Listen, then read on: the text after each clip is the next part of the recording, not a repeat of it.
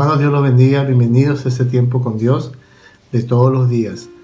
La verdad, yo me estoy gozando junto con ustedes porque estoy participando de cada devocional y Dios habla a mi corazón. Yo creo que también ustedes están sintiendo lo mismo. Amén.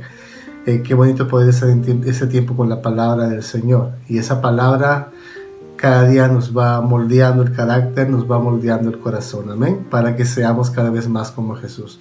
Vamos a orar para que Dios nos pueda hablar en esta mañana. Amado Padre Celestial, gracias te doy por este tiempo. Todo es tuyo. Recibe la gloria, recibe la alabanza. Queremos pedirte, Dios, que puedas hablar a nuestro corazón y que tu palabra, Señor, sea esa medicina a nuestra alma. Queremos que tu palabra sea ese alimento diario de todos los días, Señor, que nos pueda dar más de ti y que podamos a través de ella, Señor, ir perfeccionando no solamente nuestro conocimiento, sino también nuestra forma de ser. Te damos gracias, Señor. Habla a mis hermanos y también a mi corazón. En el nombre de Jesús. Amén. El devocional del día de hoy se titula Glorificad a Dios unánimes y está basado en Romanos 15 del 1 al versículo 13. Dice la palabra del Señor en el versículo 1: los que somos fuertes debemos soportar las flaquezas de los débiles y no agradarnos a nosotros mismos. El apóstol Pablo empieza desde el capítulo 14 hasta la primera parte del capítulo 15 a tocar un tema, ¿no?, que es los débiles en la fe. Y la pregunta viene al caso: ¿quiénes son los débiles en la fe? Hay que entender en primer lugar que se está refiriendo el apóstol Pablo a la iglesia. Eso quiere decir que dentro de la iglesia hay un sector de la iglesia que podemos ser considerados como nosotros mismos débiles en la fe. Entonces hay que entender a qué se está refiriendo esto, ¿no es cierto? El apóstol Pablo se refiere específicamente a aquellos cristianos. Bueno, en esa época muchos judíos conocieron la luz del Evangelio y muchos judíos se acercaron al Señor. Muchos judíos, a través de la predicación de los apóstoles en todas partes, ¿no?, que avanzaba el Evangelio, fueron alumbrados por la palabra, fueron alumbrados, convencidos por el Espíritu Santo y abrazaron la fe en Jesús. Pero muchos de ellos aún arrastraban ciertas tradiciones y querían que esas tradiciones sean parte del Evangelio. Entonces Pablo nombra a ese tipo de creyentes, ¿no?, que están aferrados a una tradición, que están aferrados al considerar la comida, al considerar un día en específico, al considerar algunas fiestas, ¿no?, religiosas como parte de su vida cristiana. Entonces Pablo los menciona a ellos como los débiles en la fe, gente que de pronto no vive quizás un evangelio real, sino que siempre tiende a ser religiosa su comunión con Dios. Amén. Pero también en el versículo 1 dice: los que somos fuertes debemos soportar las flaquezas de los débiles. Y también habla de los fuertes. Ahora, ¿quiénes son los fuertes? ¿A qué se está refiriendo el apóstol Pablo cuando escribió esta carta? Bueno, el apóstol Pablo está mencionando de los fuertes aquellos que de pronto ya han dejado atrás los rudimentos básicos de la fe y han empezado a abrazar a Jesucristo mediante la fe en el Salvador. Ya no confiando en los soportes quizás de la ley, en los soportes de las tradiciones, sino confiando básicamente en la obra de Jesucristo en la cruz del Calvario. Entonces Pablo dice que los que nos consideramos o los que se consideran de esa manera, actuar de una manera sensible, comprensiva, a aquellos que aún no han podido entender bien el Evangelio de Jesucristo. Y ahora aquellos que se consideran fuertes en la fe tienen una tendencia. La tendencia es la siguiente, que muchas veces se tiende a menospreciar a los que, entre comillas, son considerados los débiles en la fe.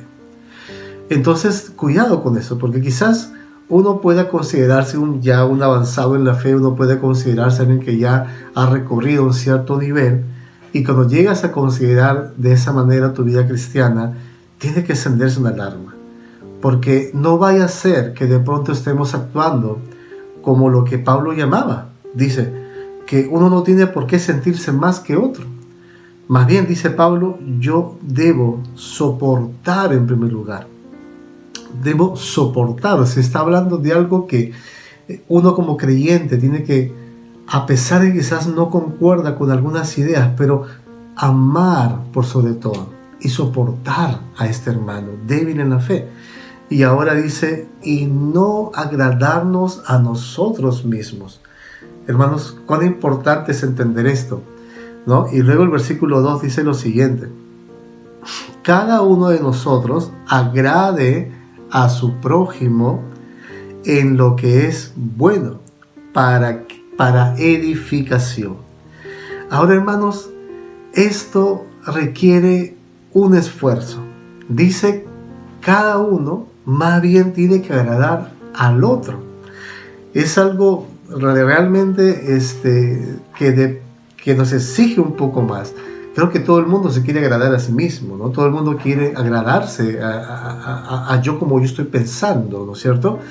Pero considerar al hermano, agradar al hermano, ya empieza a traer un poquito más de la cristiandad de nuestro corazón. ¿Y ahora por qué? Porque cuando uno actúa de esa manera, estamos edificando la iglesia. Ahora, muchas veces hemos dicho nosotros mismos, ¿saben qué? Yo soy así y me tolerarás como soy. Yo mismo quizás en algún momento he dicho eso, pero delante de Dios eso no es correcto. Yo tengo que agradar al hermano que está escuchando la forma como yo hablo, al hermano que está viendo mi proceder, al hermano que está incluso saludándome en la puerta. Yo debo anteponer al corazón de mi hermano a mis propias convicciones, incluso teológicas, ¿no? O lo que yo puedo entender de la palabra de Dios. Ahora el versículo 3 dice, porque ni aun Cristo se agradó a sí mismo. Antes bien, como está escrito, los vituperios de los que te vituperaban cayeron sobre mí. Las cosas que se escribieron antes para nuestra enseñanza se escribieron a fin de que por la paciencia y la consolación de las Escrituras tengamos esperanza. Y el Dios de la paciencia y de la consolación os dé entre vosotros un mismo sentir según Cristo Jesús. Hermanos, ¿por qué? Porque Cristo es el modelo del cual yo debo seguir. Cristo es el modelo a quien yo debo imitar en cuanto a no agradarme a mí mismo. Cuando Cristo llegó a la tierra, Él buscó agradar al Padre. Él buscó anteponer los deseos del Padre a sus propios deseos. Y eso es lo que Pablo dice, yo debo imitar esa característica de Cristo Jesús cuando yo estoy con mis hermanos. Debo anteponer mis propios deseos a los deseos de ellos, debo anteponer de pronto mis propios criterios, incluso a veces, hermano, ¿cuál es el fin? Para mantener la unidad a la cual hemos sido llamados. No hemos sido llamados realmente pues a entablarnos en batallas, ¿no? No hemos sido llamados realmente a ver por ahí una debilidad de algún hermano y de pronto empezar a batallar sobre esa debilidad. Sino hemos sido llamados a ser uno en Cristo Jesús. Ahora dice la palabra de Dios, ¿no? En el versículo 4 y en el versículo 5 que y esas promesas han estado dadas desde antes a través de, hablando de Cristo. Y me encanta cuando dice que se escribió, dice en el versículo 4, antes para nuestra enseñanza. Se escribieron a fin de que por la paciencia y la consolación de las Escrituras tengamos esperanza. Hermanos, algo que nos va a ayudar a matar el orgullo, a ir bajando los humos, ¿no? que a veces llegamos a subirnos, son las Escrituras, son la palabra de Dios. La palabra de Dios no se casa con nadie. La palabra de Dios no está escrita para apapacharnos, no está escrito para pasarnos por agua tibia todo lo que podamos vivir. La palabra de Dios es el reflejo de nuestro corazón. Dice de ella misma que ella penetra a lo más profundo de nuestro corazón y saca toda luz. A medida que continuemos meditando en la palabra de Dios todos los días, vamos a ver cómo poco a poco esa soberbia, ese orgullo que quizás nos hace mirar a otros como inferiores, va bajando y vamos a empezar a considerar a los demás. Si yo baso mi vida en las Escrituras, en amar las Escrituras de Dios, mi actitud va a comenzar a parecerse a la actitud de Jesucristo. En el versículo 6 dice, para que unánimes a una voz glorifiquéis al Dios y Padre de nuestro Señor Jesucristo. Nuestra adoración debe ser elevada en perfecta unidad. Aleluya. No podemos pretender adorar a Dios cuando en mi corazón yo tengo rencor, tengo rencilla, tengo resentimiento, tengo algo contra alguien. Ustedes recuerdan cuando Cristo dijo alguna vez que cuando ustedes vayan a llevar su ofrenda delante del sacerdote y se acuerdan que alguien tiene algo con vosotros, pues entonces deja tu ofrenda ahí y arregla tu vida, arregla tu situación con esa persona y recién ahí regresa a dar tu ofrenda. Lo mismo pasa con la alabanza. Yo no puedo alabar libremente cuando estoy peleado con alguien.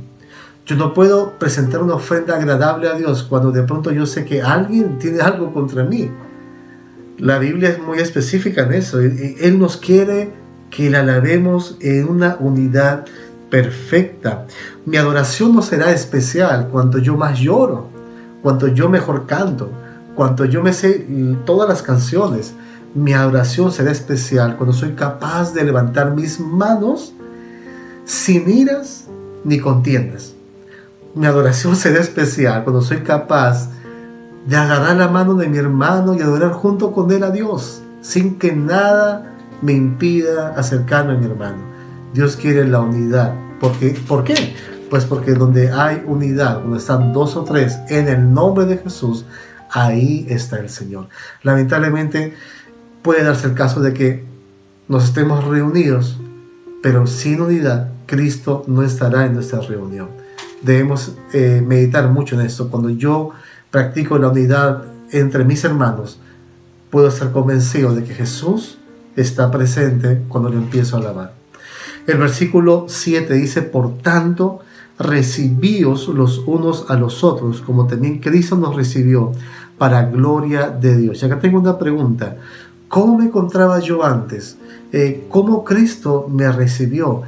¿Se acuerdan ustedes cuando Jesús dice, al que viene a mí, yo no le echo fuera? Usted llegó a Cristo, yo llegué a Cristo. Como yo me encontraba y Cristo me aceptó tal y cual yo estaba. ¿Ok? De esa manera también yo como creyente, como hermano de una congregación, debo recibir a mi hermano, debo amar a mi hermano y debo anteponer el amor del Señor, quizás a lo que yo pueda mirar mis ojos físicos, sino verlo con los ojos espirituales. Amén. Así es como Dios nos vio también a nosotros. Versículo 8 dice, os digo que Cristo Jesús vino a ser siervo de la circuncisión para mostrar la verdad de Dios, para confirmar las promesas hechas a los padres, y para los gentiles glorifiquen a Dios por su misericordia, como está escrito, por tanto yo te confesaré entre los gentiles y cantaré a tu nombre. Y otra vez dice, alegraos gentiles con su pueblo. Y otra vez, alabad al Señor todos los gentiles y exaltadlo todos los pueblos. Y otra vez dice Isaías, estará la raíz de Isaí y el que se levantará para gobernar a las naciones, las cuales esperarán en él. Y el Dios de la esperanza os llene de todo gozo y paz en la fe, para que abundéis en esperanza por el poder del Espíritu Santo. Gloria a Dios. Hermanos, Dios cumple sus promesas. El hecho de que Cristo llegara a la tierra era el cumplimiento de la promesa del Mesías de parte de Dios a su pueblo Israel. Dios cumplió en su tiempo determinado su promesa, y quizás no la cumplió como entre comillas ellos esperaron. Dios la cumplió como Él quiso cumplirlo, y lamentablemente el pueblo de Israel no tuvo la capacidad de entender los tiempos de Dios, no tuvo la capacidad de entender la voluntad de Dios. Por eso nosotros tenemos que tener la capacidad de decirle a Dios, Yo creo en tu promesa, sé que lo vas a hacer, sé que lo vas a cumplir y sé que en el tiempo tuyo lo recibiré y sé que a la manera tuya también lo voy a recibir, pero estoy convencido de que tú no vas a fallar a tus promesas. Amén. Y luego todo lo demás habla de la hermosura, de cómo Dios desde antes ya, desde los profetas, desde los salmos, él ya estaba dando a entender que alguien iba a venir acá, que alguien iba a llegar en este tiempo a morir por todos nosotros. Y esa promesa dice, habla acerca de los gentiles, habla acerca de aquellos que hemos sido considerados injertados en la raíz de Israel.